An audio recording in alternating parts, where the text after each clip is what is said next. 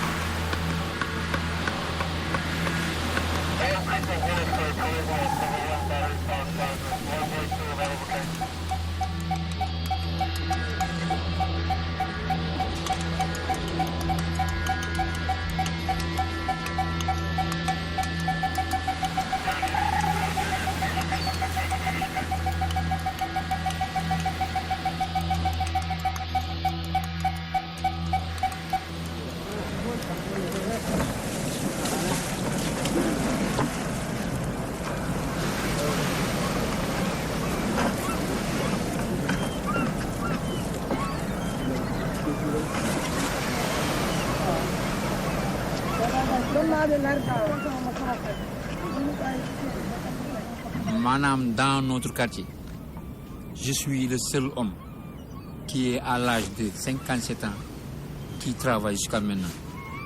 Parce que manuma ko awma lem awma moyen ay xale yu ndaw yi laa am ñii ñooy sama doom te man maa leen war dundal te fi mu toll nii léegi amaguma possibilité pour toog jàpp ma si leneen awma dara journée awma dara du napp gi la am.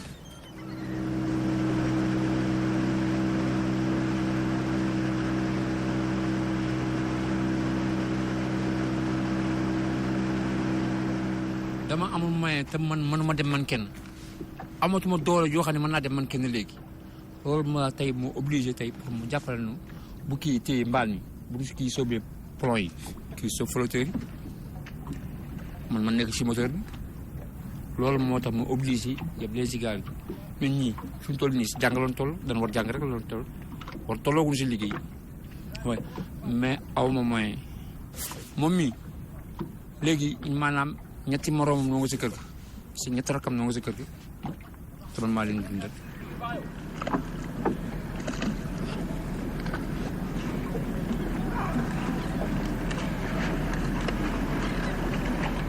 léegi tamit dans les temps xëy na sunu maam yi xëy na fii ay 0 mètre lañu daan dox di jàpp coof di jàpp yeneen noo dox jën woowu di yéeg noo dox di dox ba léegi jën woowu mi ngi si en haute mer montre jet.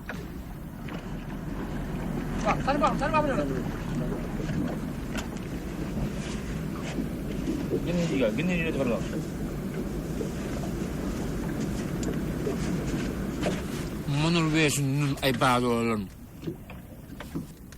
wóoloowul yaakaarul lu may xëy na mbaalam yii la yaakaar pour dunde ko ak njabootam xëy na yow nga amee ay ngandum kër goo ngandum bato buur mag di wala fi naan buur du xeex ak baadoo la muy lii te il paraît que ni ñun yàq bi noo yàqal ak maanaam li noo def nii ñun mën nu si dara mën nu fajal suñu bopp.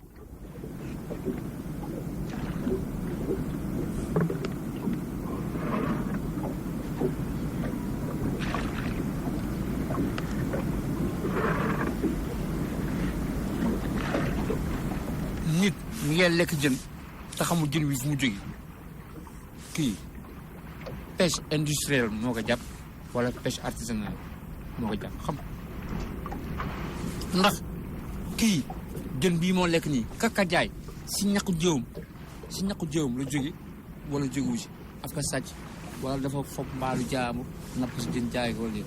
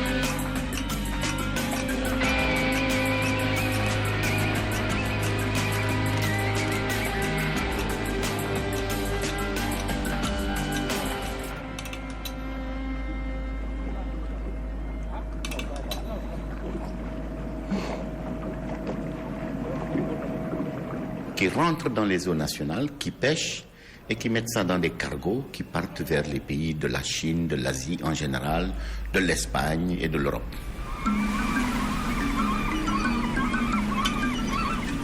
Où on traîne un chalut au fond de l'océan qui détruit l'habitat.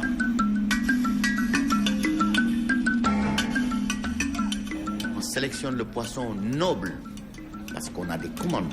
Donc le poisson pour lequel on n'a pas de commande, on le jette mort dans la mer. Et c'est des tonnes et des tonnes qu'ils jettent tout le temps.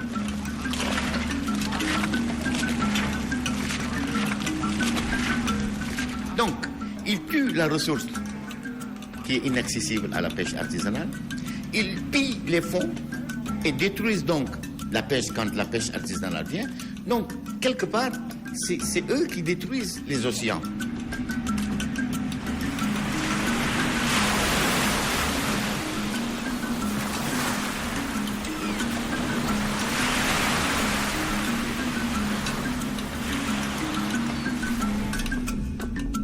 Là où tu voyais la vie, là où tu voyais les gorgones, ces belles plantes sous-marines aquatiques, aujourd'hui tu ne vois plus que la poubelle.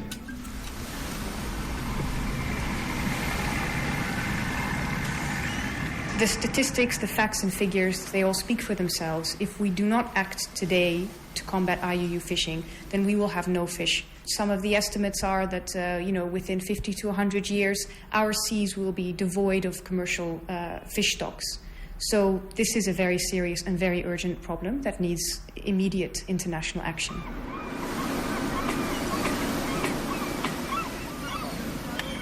Avant, on voyait des très grands poissons, des mérous qui faisaient 30 kilos, des marlins qui étaient immenses, des requins. On voyait beaucoup de ressources qui étaient très grands. Aujourd'hui, quand on voit un mérou qui est comme ça, là, on est étonné même. Donc, les poissons sont en train de diminuer de taille et ils ont atteint un moment où ils n'ont même plus le temps de se reproduire.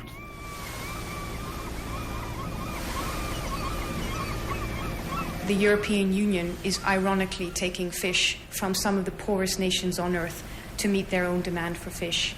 So they have destroyed their own fish stocks, and now they are increasingly fishing in West Africa and taking the fish out of the mouths of people that depend on them most here in West Africa.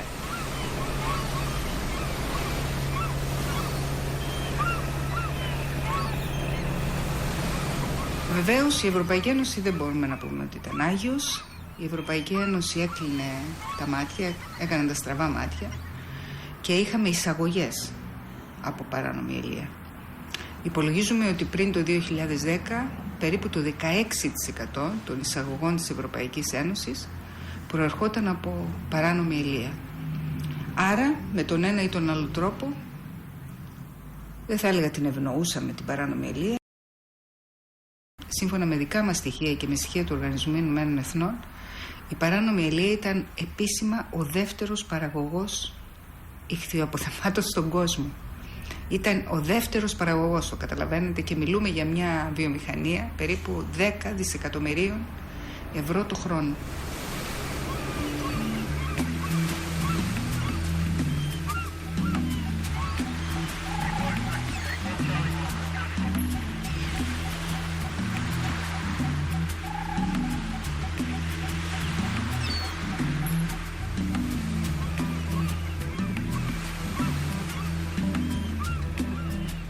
À l'heure actuelle, la pêche illicite est en train de nous prendre le pain à la bouche.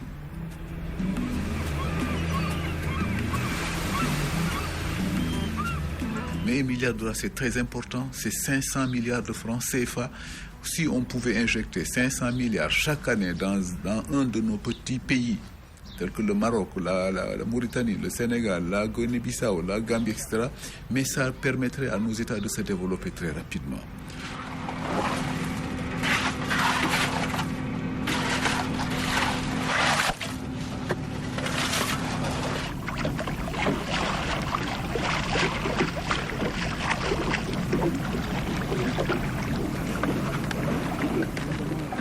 léegi jën moo demeetul noonu jën moo bareeku toll nekk comme na woon amatul ndax am na si ay espèce jën yoo xam ne daan na nga gis daan na nga napp gis daan na nga gis foog naa ni lu ma juróom benn wala juróom ñetti at a ngi yoo xam ne gisatuñu jën yooyu espèce jën yooyu gisatuñu leen nekkatuñu fi.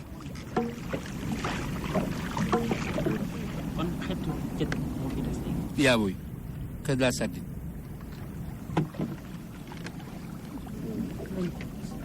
te yaa booy dans les temps c'était pour ñu ngi daan ko woon lekk de pour nappee ka meep à part kese daan jariñ pour meep coof lekk ga wala kibaaro wala ngot wala toje wala yeneen pour nappee ka jën kese moom léegi nag yaa booy léegi moo fee suñu coof.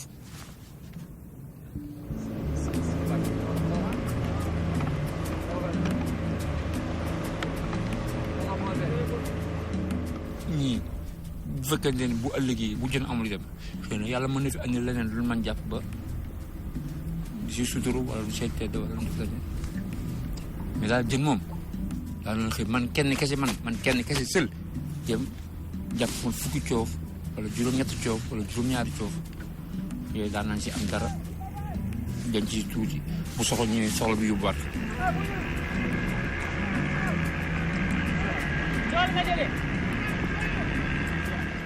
mais à ce mois-ci fii ma toll nii tey bu ma bëggoon aspirine ñaar fukki dërëm tey bu ma sama bopp doon métti tey ma soxla woon aspirine jënd aspirine ñaar fukki dërëm dama kaa lebi wala ma ñaani ko wala ma def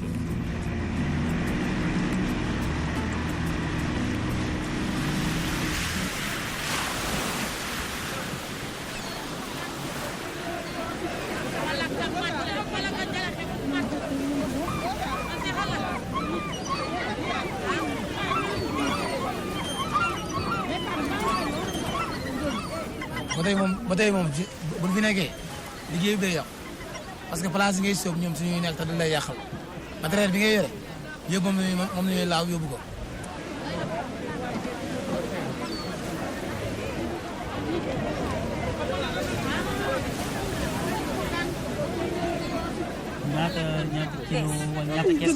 ñaata kees ay 200 kees 200 kilos. ngeen indi tey 4 kees 200 kilos. nee na ñaata ngay jaay jën. 14000 la instant moo la jigéen ñi bëgg a jëndee. 14000 par kees. waaw par kees. tey moom fare rek maam essence rek mooy essence.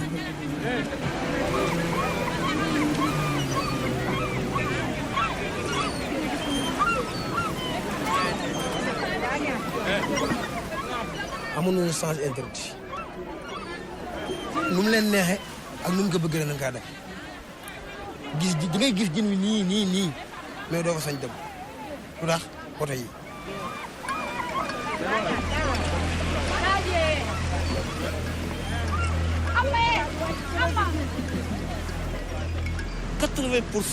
des besoins en protéines animales sont tirés du poisson. Le jour où ce poisson va disparaître, hein, c'est la sécurité alimentaire des Sénégalais qui est menacée. Donc, de tout le temps, la pirogue, la pêche a été au cœur de la vie des Saint-Louisiens. Parce que ici, dans ce quartier, on est de parents pêcheurs pour devenir pêcheurs. Donc, toute notre vie tourne autour de la pêche.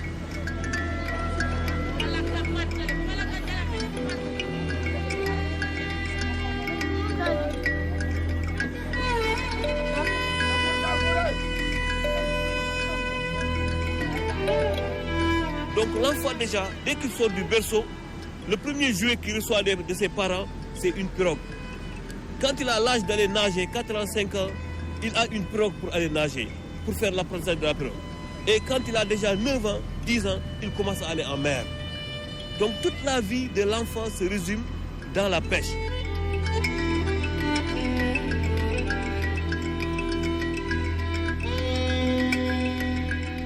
Sur les tombes, vous retrouvez les filets de pêche, vous retrouvez les bois qui sortent des pirogues.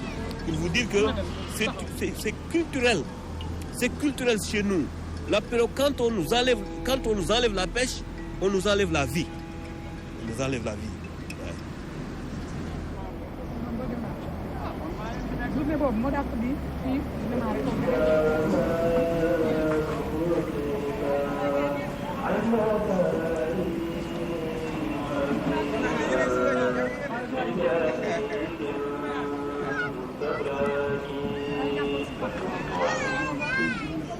nekkul ni xaalis boo xam ne ñun amuñu xaalis boo xam ne dañ kaa denc à la banque mu dem pencum yàlla déedéet ñun suñu xaalis au jour le jour nga am xaalis tey rek am benn soxla boo xam ne noonu nga si faj nga fajee si.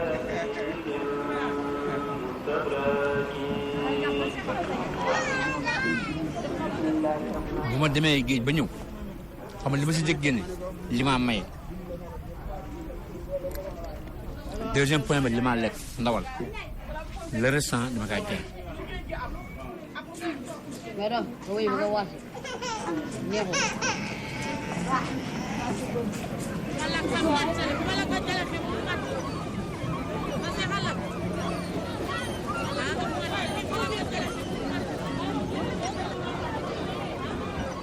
Tu n'as pas un franc sur toi. Tu n'as simplement ton seau ou ton panier. Tu viens au bord de la mer, tu attends l'arrivée des pirogues. Quand tu viens, on te donne du poisson, tu pars. C'est l'impôt social. Quand tu es un vieux pêcheur qui est à la retraite, qui ne peut plus aller à la pêche, parce qu'il n'y a pas de sécurité sociale pour le pêcheur organisé, on lui donne obligatoirement un poisson pour qu'il aille le vendre. Et c'est cela qui constitue sa retraite.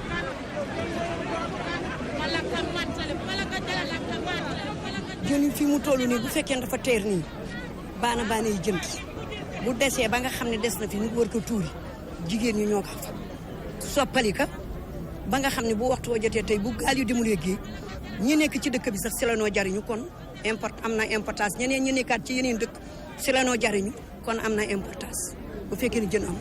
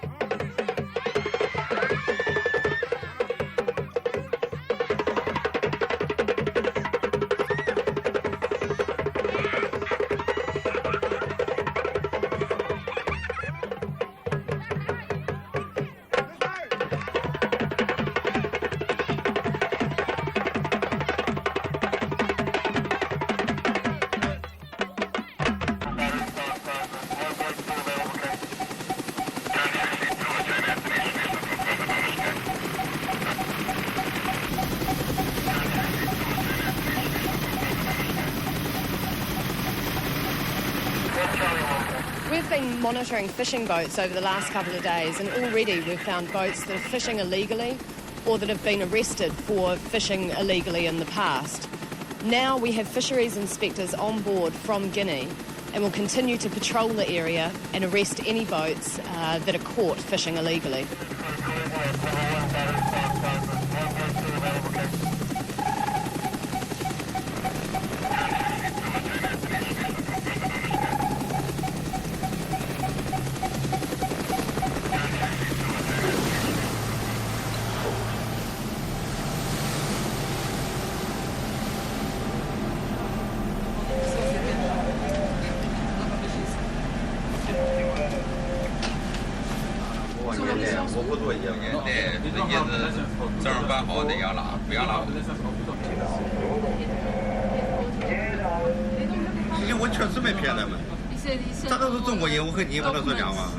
All the documents not on board. Okay, I know. He is not on the list. Okay, yeah. Tell him it is very good for him now to do whatever we want now. If not, we are going to stay here and to call back. People will come, the ship will come and we will arrest him. We will take him in our ship, we will carry him and the ship will follow us. This fishing vessel is under arrest for fishing without a license, fishing illegally in Guinean waters. They never expected surveillance patrol to come that far from shore because they know the Guinean authorities don't have the means to come that far. For one ship which is found and arrested, there are dozens out there doing exactly the same and never get caught.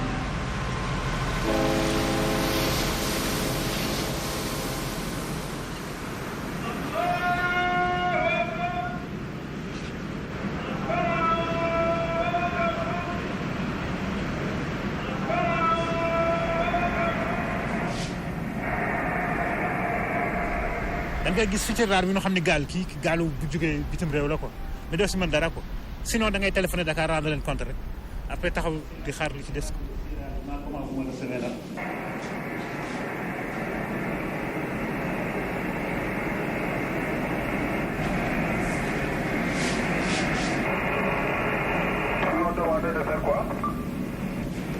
waaye c'est pour le message de 18h là je l'ai un peu anticipé. toujours bu ñu remarqué dara wax ko Dakar le temps que gaal gi le temps que marine bi di préparé ñoom dañuy dem ko.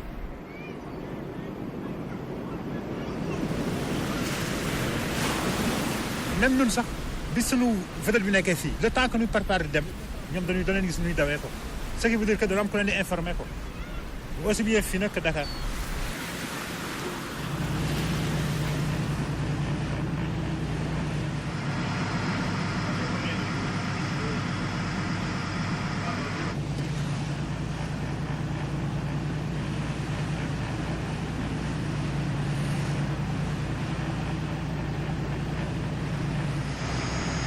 Ce que nous faisons, madame, est important en ce moment. Nous sommes impuissants à nous battre contre ces bateaux. C'est de gros bateaux qui sont armés qui sont plus rapides que nos patrouilleurs. Nous avons fait appel à nos amis ne bougent pas. Ils ne bougent pas. Tant que nous n'aurons pas de patrouilleurs rapides, armés, aussi bien armés que ces bateaux pirates, nous ne pourrons rien contre cette pêche illicite, madame.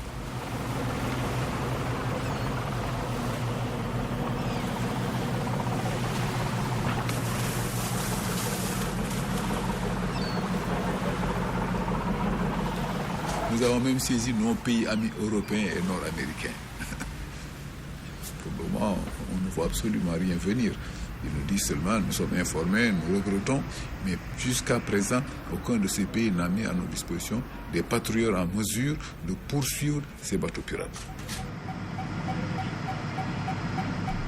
Quand il s'est agi de l'immigration clandestine, ils ont envahi tout de suite nos frontières maritimes par la présence d'un Frontex. Aujourd'hui, on nous contrôle dans nos eaux, comme si on était en train de recoloniser. C'est une occupation militaire des océans que nous sommes en train de subir. Quand ils veulent combattre la drogue, que ce soit en Amérique ou en Asie, ils mettent les moyens pour combattre la drogue. S'ils veulent réellement combattre la pêche illicite, ils ont les moyens de le faire, ils ont les avions pour pouvoir les prendre en photo, ils ont des patrouilleurs pour pouvoir arrêter ces bateaux pour pêcher dans nos eaux. Et quand ils le prennent, ils réduisent nos pays. Et ce qu'il y a de plus grave, ils détruisent les ressources halieutiques et les richesses qu'il y a dans la mer.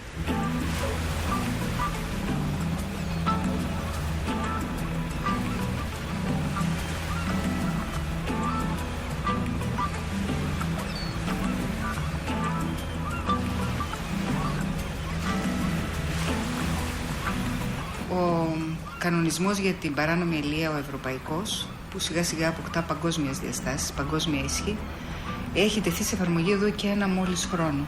Ο κανονισμός αναζητά την πηγή του κέρδους. Αν καταφέρουμε να χτυπήσουμε τα κέρδη, τότε η παράνομη αλεία θα σταματήσει. Και ο μόνος τρόπος για να χτυπήσουμε τα κέρδη είναι να σταματήσουμε την εισαγωγή αλλιευμάτων από παράνομη αλεία στην Ευρώπη.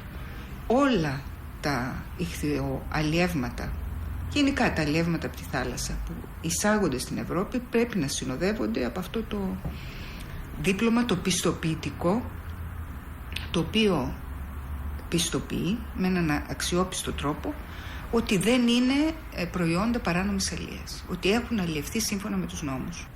C'est bien que nous fournissions cette certification des produits qui ont été pêchés dans la légalité. Mais ceux qui pêchent illégalement ont des voies de contournement qui leur permettent de vendre sur les marchés européens, asiatiques et nord-américains le poisson pêché illégalement. Et le consommateur nord-américain, asiatique ou européen ne fait pas la distinction du poisson sur les étals des différents marchés. Il sait que le poisson est bon. Est-il pêché légalement? Est-il pêché illégalement? Ça, le consommateur, c'est pas sa préoccupation. Αυτό τα πράγματα δεν είναι εύκολα. Και η Ευρωπαϊκή Ένωση κάνει μεν ό,τι μπορεί, αλλά μην ξεχνάτε ότι είναι απλώς ένας παίκτης σε παγκόσμιο επίπεδο. Επίσης, να μην το κρύψω, υπάρχουν τεράστιες αντιστάσεις και τεράστια συμφέροντα. Αυτή τη στιγμή η προσπάθεια που κάνουμε εμείς να έχουμε μια νέα αλλιευτική πολιτική που θα σέβεται αυτό ακριβώς που λέτε, την αειφορία στη θάλασσα, συναντά τεράστιες αντιστάσεις.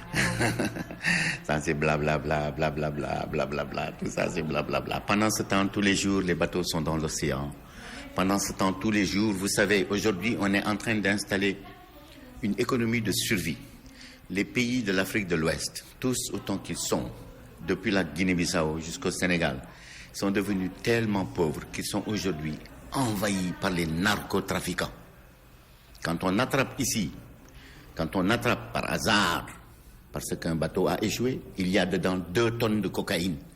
C'est pas 1 kilo, c'est pas 2 kilos. On trouve dedans 2 tonnes de cocaïne. Ça veut dire que les narcotrafiquants sont en train d'entrer dans ces pays parce qu'on y a installé la misère, parce qu'on est dirigé par des présidents fantoches qui n'ont pas le souci d'un développement de la société, ni de l'éducation, ni de la santé, ni de l'armée, ni de rien. Vous savez, quand on construit une statue qui coûte 35 milliards, on ne peut pas dire on ne peut pas acheter 2 bateaux pour surveiller la mer. Vous savez, quand le budget de l'OCI pour l'organisation du sommet islamique a coûté des centaines de milliards, on ne peut pas dire qu'on n'a pas les moyens. On peut dire que les moyens, on les met ailleurs.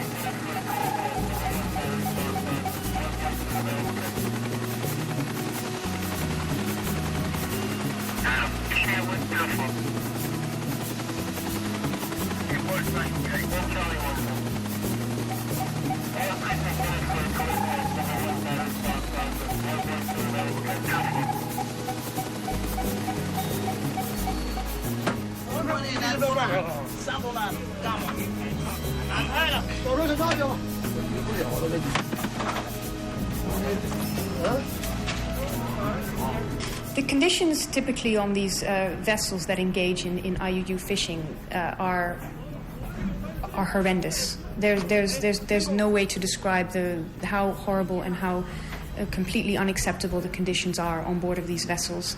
Sometimes the crew have not been off the ship for months, even years at a time. The ships were only being supplied every couple of months in terms of being given food and clean water, etc. There's no medical care on board of these ships. The ships look like ghost ships, rust buckets, that if any European were to see how fish is landed, in what type of conditions the fish is landed, the same platform where fish will be landed will be the platform where the fishermen will actually defecate or urinate, or it's horrendous. Il y a les Sénégalais, il y a les Béninois, il y a tout genre de nationalité. Les conditions du travail sont celles appliquées à bord pour notre législation. Donc les marins sénégalais, ils roulent 24 sur 24, sans interruption. 24 sur 24, ils font des mouvements de déséquipage. Celui-là, il travaille 12 heures de temps, l'autre, il travaille 12 heures de temps. 24 heures sur 24.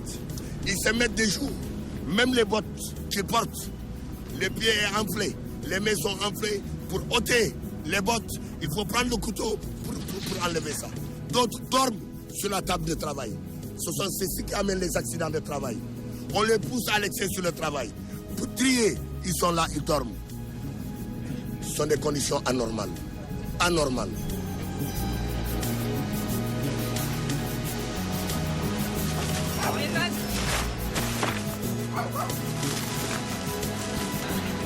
On fait 3 mois et on retourne à terre. Vous avez été payé bien? Bon, on n'est pas mieux payé, mais avec les moyens de bord, tu sais, en Afrique, il y a la souffrance. On n'est pas bien payé ici. Bon, il y a certaines limites aussi. Bon, on n'est pas bien ici, mais on n'y peut rien. On vit avec, parce que l'Afrique, il y a la misère. Pour trouver du travail, on te propose un salaire de $200 pour aider la famille. Bon, c'est pas bon, mais on peut vivre avec. Il n'y a que la souffrance ici. Il n'y a que la souffrance.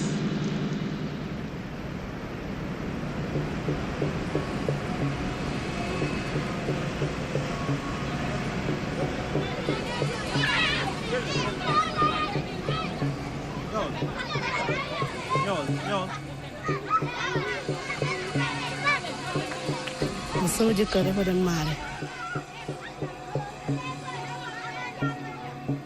moom gaa si gaal la jëkke woon bi mu jëkkee na si gaal léegi gaal gi amul rendement mu ni kon saxaar la dem si mareyeur yi ndax moo gën daal ndax too ndar liggéeyam saxul looloo tax daal mu dem si saxaar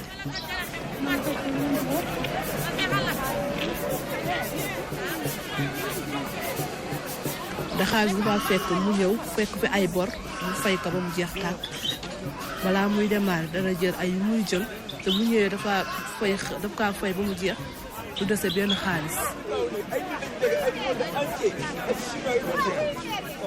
am naa ñaar yu góor ak benn jigéen ñi fi nekk daal ndax sama ñaari jigéen ñi dañu gaañu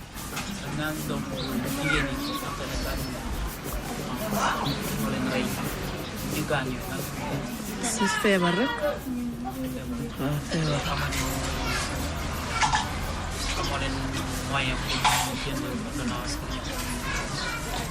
ordonnance yi buñ koy jëlee jafe na saa jënd nañu ñaari junni ordonnance saa am na ko suñu feebaree jënd nañu ñetti junni ordonnance la booba saa ordonnance dana jafe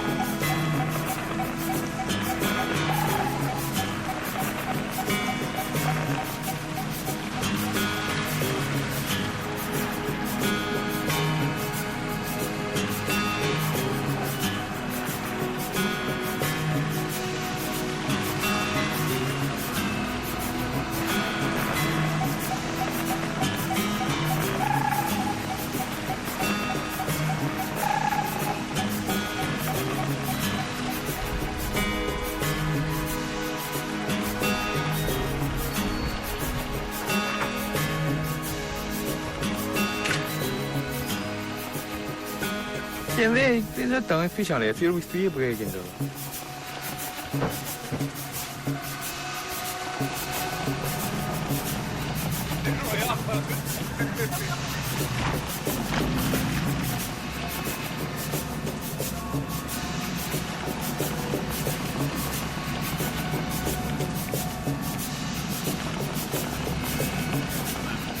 原来那网可以过时间快的，原来没事干活是吗？现在停了，反正一天可他们没事玩打补了是吗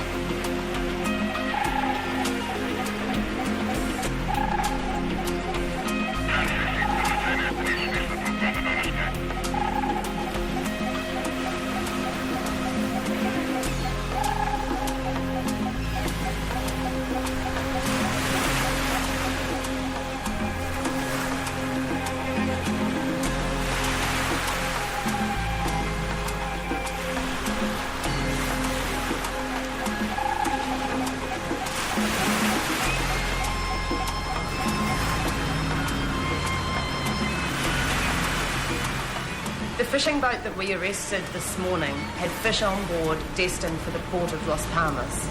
From there, it travels to consumers in Europe.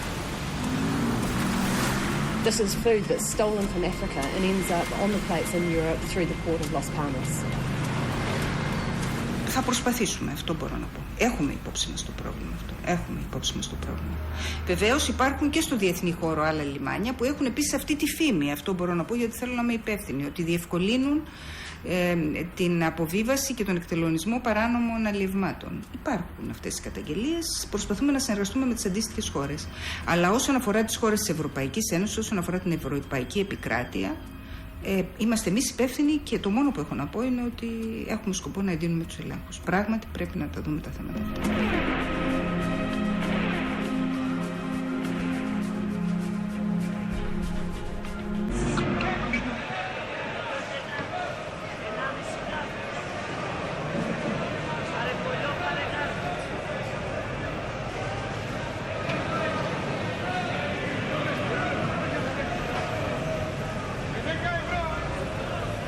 Από τη Σενεγάλη, από το Μαρόκο, μόλις θα πιαστούν τα ψαράκια, αφενός μεν κάνονται εκείνη τη στιγμή και αφετέρου δε σε 12 ώρες είναι εδώ. Σε συσκευασίες, σε φελιζόλ, με τον κατάλληλο πάγο, στους 9 βαθμούς με 12 βαθμούς Κελσίου και έρχονται εδώ αμέσως, σε 12 ώρες.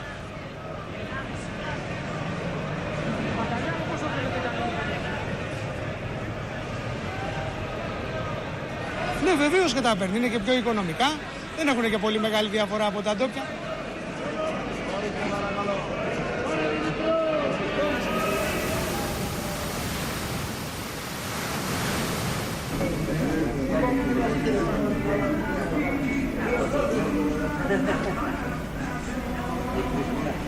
Les gens doivent se dire que moi, si je mange un poisson qui est issu d'un accord illicite, illégal, un contrat non réglementé, je mange la vie d'un pêcheur.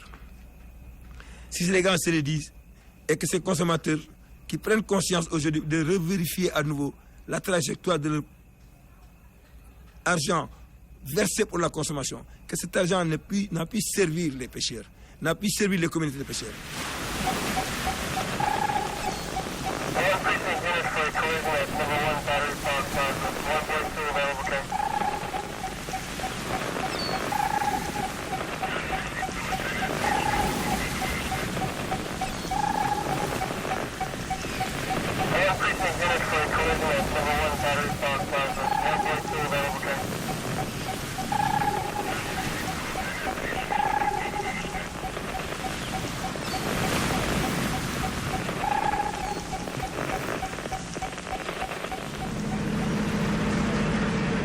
C'est une société étrangère, très souvent chinoise ou espagnole.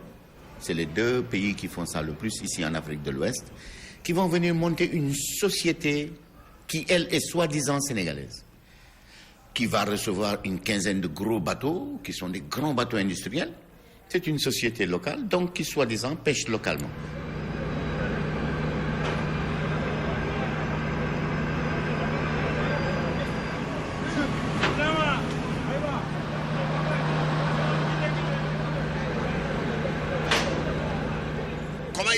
Comment il échappe au contrôle? Parce qu'une fois que l'armateur arrive ici à Dakar, il cherche un partenaire sénégalais. Ce partenaire sénégalais, on le nomme directeur fictif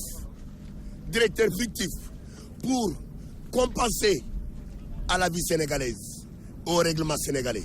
Ce dernier qui rentre maintenant, les timbres et autres, c'est lui. Mais l'exploitation, c'est l'Européen. Quand le produit arrive, c'est l'Européen qui est là, qui contrôle son produit. Il l'emporte dans les conteneurs, il le fait partir. Il le vend en devise. Et là, on n'a pas cela.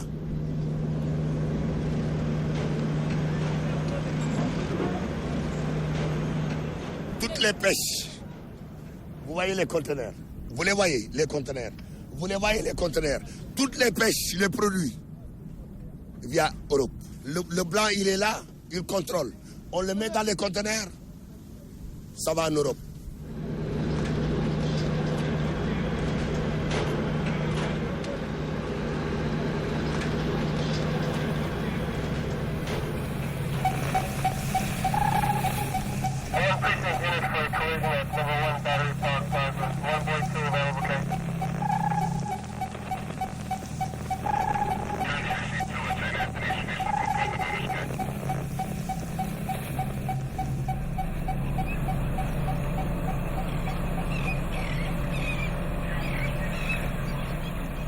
So by having a flag sometimes as far removed as Mongolia on your ship, you are basically exempt from a lot of fishing rules because Mongolia hasn't ratified certain treaties or is not member of certain fisheries management organizations. So this way you avoid many rules and regulations. It's a clear loophole that needs to be addressed by the international community.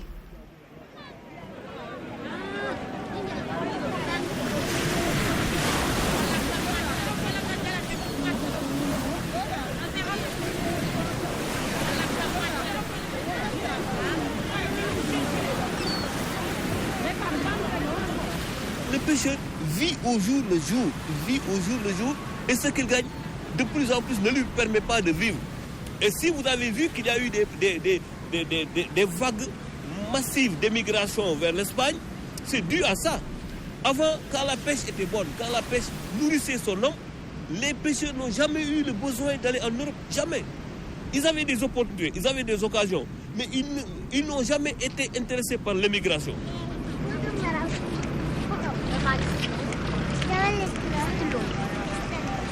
C'est l'Europe qui organise la fuite des cerveaux africains, c'est l'Europe qui organise cette immigration clandestine. Vous pensez que si l'Europe nous avait aidé à combattre cette pêche illicite, tous ces jeunes pêcheurs qui quittent l'Afrique, au lieu d'aller vers l'Europe, mais se mettraient à pêcher parce qu'ils se disent qu'il y a du poisson qu'ils peuvent pêcher et qui peut rapporter beaucoup de devises à leur pays et qui leur permettrait d'entretenir leur famille. Mais quand ils n'ont pas à manger, quand il leur manque de protéines, quand ils n'ont pas d'argent, mais ils vont le chercher là où il est. Là où il est, c'est l'Europe. Là où il est, c'est l'Amérique, c'est le Canada. Alors l'Union européenne, là, si elle veut nos poissons, il faut qu'elle accepte que nos enfants ils aillent dans son pays. Parce qu'elle ne peut pas prendre nos poissons, installer la misère et dire à nos enfants, restez chez vous. Parce que dans les pays de l'Union européenne, le problème de santé publique numéro 1, c'est l'obésité. Dans nos pays à nous, le problème de santé publique numéro 1, c'est la famine.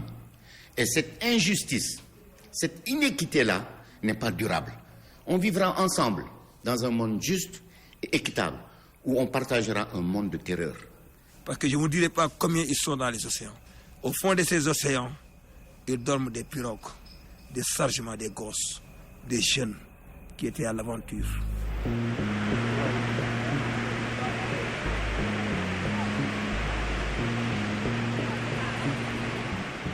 non temps yooyu bi ma nekkee xale dem géej daaw ma ragal parce que amour la woon parce que xale doomu mool su juddoo dem géej day nekk fierté si moom parce que lépp lu mu mënta am rek géej moo ko gën parce que du gis dara lu dul ëllëg mu mun a yóbbu gaal nekk capitaine loolu rek lay gis.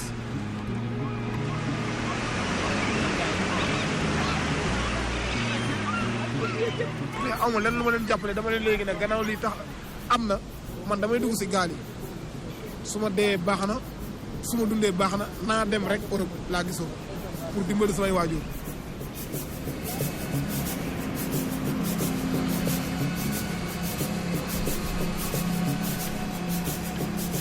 ma jël naa fi 87 personnes di woo beneen borom gaal pour mu dimbali ñu indil ñu ay nit mais kooku bi mu taxalee gaalam doxal yàlla da kaa nattu jinax bi dóor ko gaal gi dëpp mu rey fa juróom-ñeenti nit ci saa si mbooloo.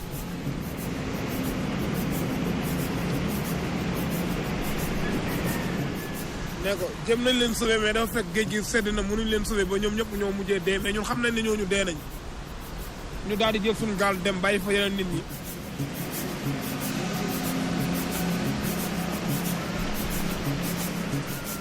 léegi wax nit ñi léegi ñun Espagne lañ jëm ñun ñëpp ñoo bokk ndey ñoo bokk bàyyi ñoo bokk gëm-gëm gaal gi su muccee ñëppay mucc mais gaal gi su dee su diggee ñëppay dee amul ko mun géej amul ko munul géej dañ leen dimbalante jàppalante gaal gi su amee ndox na ñëpp as bu ñu xaar mool wala dara na ñëpp asandoo.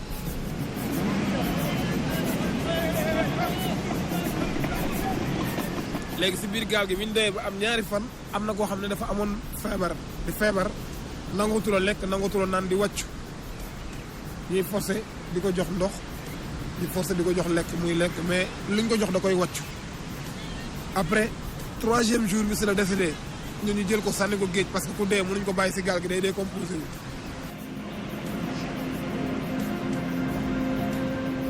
léegi ko après biñ ko jëlee sànni géej ñëpp ñaan yàlla na ko yàlla yërëm xaare ko aljana mais am na ñoo xam ne dañ doon jooy ne ñun ñëppay dee.